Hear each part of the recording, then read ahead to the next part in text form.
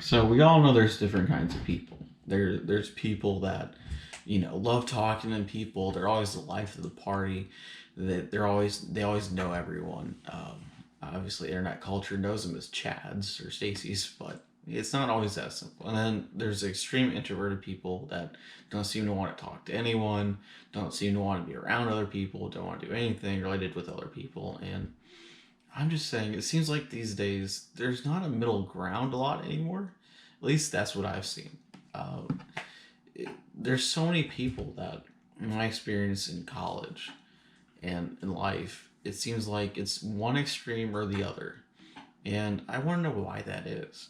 I mean, it's just like I've never been that person that can just go to a party and talk to everyone and, just be completely going around making jokes, making everyone laugh, that type of thing, and friends with everyone type of thing. I've never been that person. I've also never been the person that just isolates myself from everyone if when I have the choice. Obviously, before this quarantine and outbreak, but I've never been that person to just not talk to anyone, not want to do anything with anyone when I have the option, not try to go out and do things or have fun with other people. And that's something I don't get. It's like I wish there's more people that I know of at least that are the middle ground. They can actually go out and talk to people, but they appreciate their alone time too. Obviously, it's like if you've had like with me when I had a long day at work, I had to deal with people.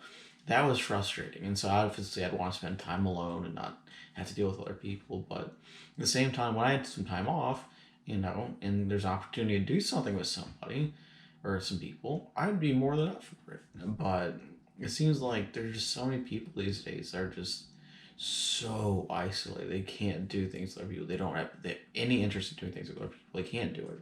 And I'll never understand it. It's just like, life is what you make of it. If you try to have fun with other people, if you try to go out and come out of your shell and out of your comfort zone, you can do it. It is possible. There's this friend and sweet mate I met my freshman year of college at Mizzou. His name was Felipe, and he was my sweet mate. I came to the dorm, and he was from Brazil, an exchange student. His English was pretty good, and I tried to get him to come out and do stuff. I had discovered Stankowski Field, big open field in the volleyball courts, and I was able to find some people playing volleyball. And so I was trying to get him to do that. He seemed like a cool guy. He is a cool guy, but I tried to get him to do it. And he's like, no, no, I don't want to do it. I'm good. And he just kept watching Friends. He would just watch Friends over and over and keep watching that all the time. And I'd be like, come on, Felipe, come on, do it. You'll have fun. And he's like, no, man, I don't want to. And finally, I'm not going to make him do it. But, I was just trying to get him to come out of his comfort zone. But not to the point where, like, he would beat the shit out of me. But, so I'm like, okay. But he's like, I'm like, I really hope to see you there, though. And so I went back to Sankowski, which is a long walk.